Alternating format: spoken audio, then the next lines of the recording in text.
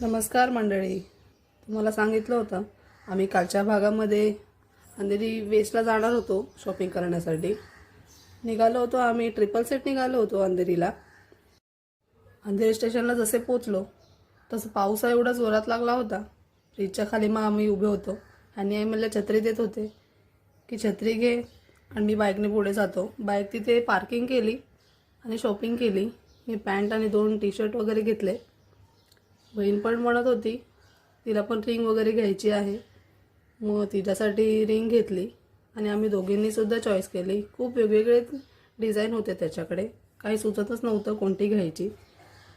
मग शेवटी आम्ही घेतली होती रिंग. बुटं घेतली, पॅन्ट घेतली.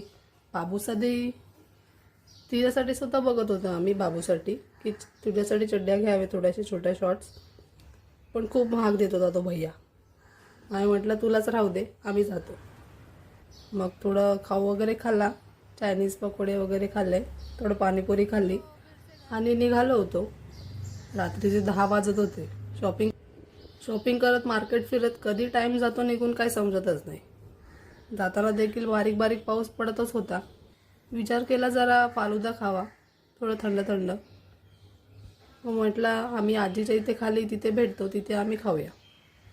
सिग्नलसुद्धा होतं, ट्रॅफिक एवढी नव्हती. लवकरात लवकर घरी पोचलो.